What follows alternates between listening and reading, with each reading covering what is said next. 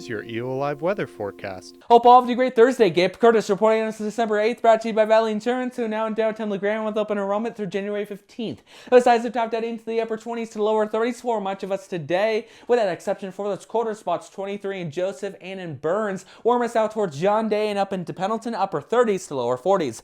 Head out the door this evening, we're starting to see that snow develop. In fact, that is now increasing across our region, but that will do the opposite later on tonight as that system passes through. But until then, we could see a dusting of snow as low as Pendleton with an inch or two across the remainder of our valleys. If you want to see more than that, you really have to get up above 4,000 feet into potentially places like Meacham and especially into Tollgate with upwards of 5 to 10 inches into the highest elevations, which includes Anthony Lakes. Otherwise, much less precip and much calmer winds the second half of the overnight hours as those temperatures drop into a mix of teens and 20s. Heading into the day tomorrow, much of us will be topping out into the low to mid 30s, although colder, holding into the upper 20s out towards Baker and Burns with that warm spot 38 in Pendleton. We'll have a few flurries left over across the northern blues and will allow us through about mid-morning. Otherwise, starting out dry at that time elsewhere. But as our next weather system approaches Burns late day into the evening, we could start to see a few flurries out that way by that time,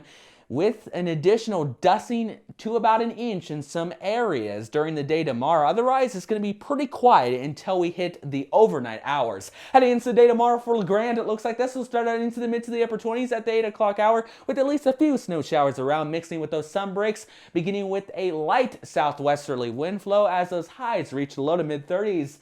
Right around midday, those clouds thicken up for the afternoon as those winds turn to the southeast. By the 8 o'clock hour, starting to gust as high as 50 miles per hour in spots, but areas could see upwards of 60 overnight and into early Saturday morning as those low temperatures hold into the mid to the upper 20s as our next weather system moves north, giving us total snowfall anywhere between 1 to 5 inches for most of our valleys into early Saturday, before that breaks up into a mix of rain and snow showers during the day as those highs reach the upper 30s with gradually decreasing winds. After 8 of my 7-day forecast, similar temperatures continue into the day on Sunday as a mix of scattered rain and snow continue. Anything that falls on Monday would be in the form of snow, although accumulations will remain fairly light as precipitation will be much more isolated by that point. Much of us will remain dry Tuesday and Wednesday, although I can't rule out a slight chance for an isolated flurry depending on how thick that cloud cover is, but no accumulations are expected. In fact, we should be completely dry for all of us the second half of next week as that cold front moves in,